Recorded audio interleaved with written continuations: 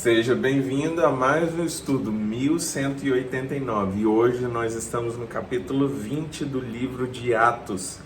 Falamos anteriormente sobre Paulo em Éfeso e tudo o que aconteceu e agora vamos falar sobre Paulo viajando pela Macedônia e pela Grécia, a ressurreição de um jovem e a despedida de Paulo de presbíteros de Éfeso. Com esses três tópicos estaremos concluindo os 38 versículos do capítulo 20 do livro de Atos. Vamos orar. Pai, mais uma vez estamos diante da Tua palavra e nós queremos ser instruídos pelo Senhor. Que o Teu Espírito Santo encontre em nós coração como terra boa, para que todas essas sementes frutifiquem e ao frutificarem sirvam para nós e para todos ao nosso redor. Que essas instruções possam ser firmadas em nossa mente através da repetição ou da divulgação desse evangelho que um dia nos alcançou e que possamos falar daquilo que os nossos corações estão cheios, que é a Tua palavra. Fica conosco e revela mais uma vez o Teu querer a cada um de nós, a cada um desses servos e servas que estão aqui agora, em nome de Jesus. Amém. Do muito repetir, você acaba solidificando esse conhecimento na sua mente. Um conhecimento você só pode dizer que ele é seu a partir do momento que você ensina. E quanto mais você ensina, mais ele se torna seu. Se você pegar um livro para ler, eu tenho lido alguns livros nos últimos dias, e aqueles dos quais eu mencionei um trecho, uma parte dele, expliquei para alguém, compartilhei com alguma pessoa, esses trechos se tornaram meus, porque eu fui capaz de replicar de alguma forma. E aquela compreensão, uma vez assimilada, ela se torna parte dos meus pensamentos e das minhas atitudes. Que você possa fazer isso com a palavra do Senhor. Vamos lá. Cessado o tumulto, Paulo mandou chamar os discípulos e depois de encorajá-los, despediu-se e partiu para a Macedônia. O tumulto que ele fala foi um tumulto que houve em Éfeso. Viajou por aquela região encorajando os irmãos com muitas palavras e por fim chegou à Grécia, onde ficou 3 meses. Quando estava a ponto de embarcar para a Síria, os judeus fizeram uma conspiração contra ele. Por isso, decidiu voltar pela Macedônia, sendo acompanhado por Sópatro, filho de Pirro, de Bereia, Aristarca e Secundo, de Tessalônica, Gaio de Derbe e Timóteo, além de Tíquico e Trófimo, da província da Ásia. Esses homens foram adiante e nos esperaram em Troade. Navegamos de Filipos após a festa dos pães sem fermento, e 5 dias depois nos reunimos com os outros em Troade, onde ficamos 7 dias. Como mencionado aqui, muitos foram sendo agregados a essa obra. Muitos servos, muitas servas, muitos foram alcançados por essa palavra, e talvez por isso estava havendo tanta inveja e tanta revolta no coração daqueles que tinham algum ganho financeiro com a religiosidade do tempo ou queriam permanecer em suas atuais posições e não serem desprestigiados por outra possibilidade. Então, esses homens se uniram em torno da palavra que estava sendo pregada por Paulo e por conta disso esse evangelho nos alcançou. Continuando, mesmo que houvesse muitos tentando matá-lo, Paulo era sempre orientado pelas pessoas, por aqueles que estavam ao seu redor, por aqueles que amavam ele, zelavam pela sua vida. Então, não se preocupe, o Senhor vai colocar pessoas ao seu redor para te auxiliar nessa jornada de bênçãos que o Senhor quer ministrar em você e através de você. No primeiro dia da semana, reunimos-nos para partir o pão. E Paulo falou ao povo, pretendendo partir no dia seguinte. Continuou falando até a meia-noite. Havia muitos candeias no piso superior onde estávamos reunidos. Um jovem chamado Eutico, que estava sentado numa janela, adormeceu profundamente durante o longo discurso de Paulo. Vencido pelo sono, caiu do terceiro andar. Quando o levantaram, estava morto. Paulo desceu, inclinou-se sobre o rapaz e o abraçou, dizendo: "Não fiquem alarmados, ele está vivo." Então subiu novamente e partiu o pão e comeu. Depois continuou a falar até o amanhecer e foi embora. Levaram vivo o jovem, o que muito os consolou.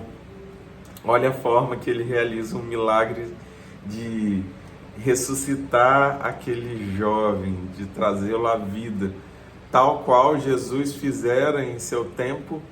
Não se importem, ela apenas está dormindo. Aqui ele, de forma muito natural, vira e fala: não se importem. Ele, como que ele fala? Não fiquem alarmados, ele está vivo. Então, não foi necessário falar, gritar e invocar. Ele tinha uma certeza tão grande da presença do Senhor, e o Espírito Santo estava tão transbordante na vida dele, que bastava que ele fizesse o que ele fez, um abraço. E essas poucas palavras foram suficientes para ressuscitar aquele jovem. Quanto a nós, fomos até o navio e embarcamos para Assos, onde iríamos receber Paulo a bordo. Assim, ele tinha determinado, tendo preferido ir a pé.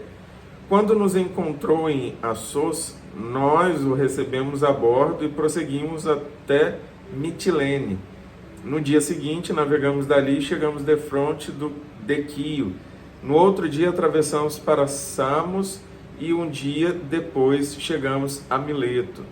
Paulo tinha decidido não aportar em Éfeso, para não se demorar na província da Ásia, pois estava com pressa de chegar a Jerusalém, se possível antes do dia de Pentecoste.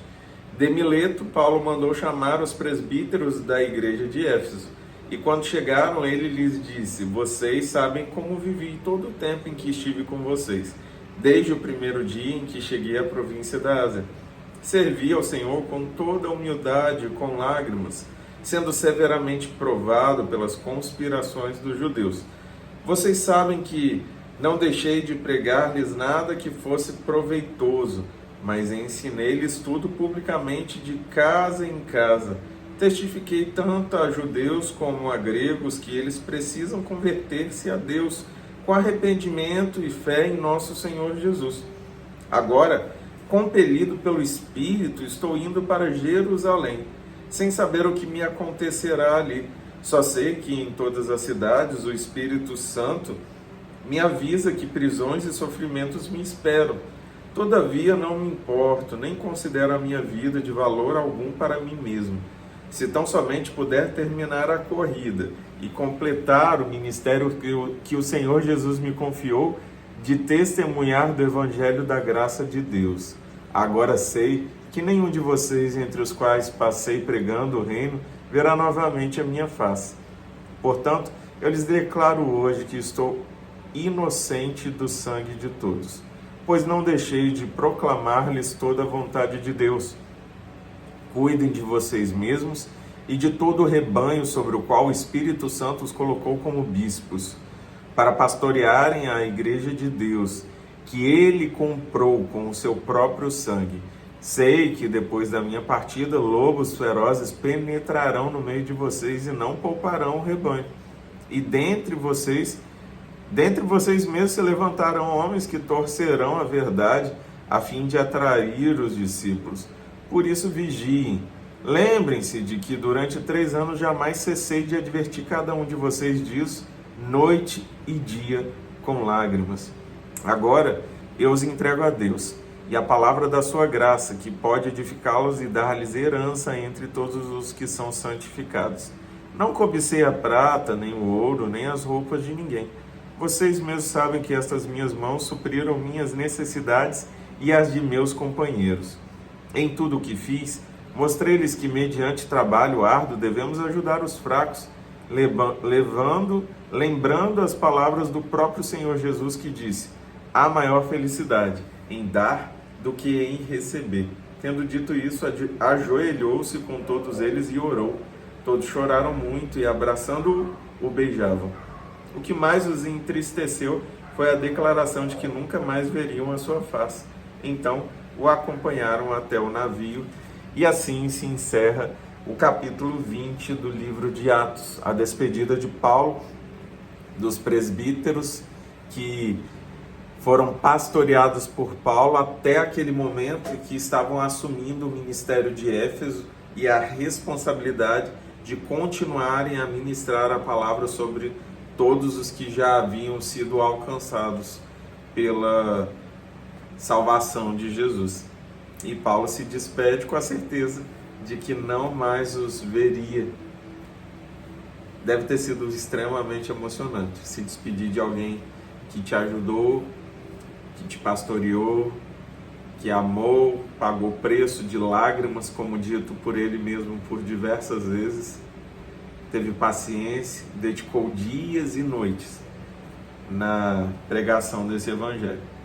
Que eu e você possamos fazer o mínimo, que é viver uma vida que honre ao Senhor e que honre a história de homens como Paulo, que através de toda a sua dedicação de vida, essa palavra nos alcançou, porque alcançou a muitos outros antes de chegar até nós, e tem alcançado e vai continuar alcançando através das nossas vidas. E o que eu quero declarar sobre a sua vida, sobre a sua casa, é que o Senhor te abençoe em nome de Jesus.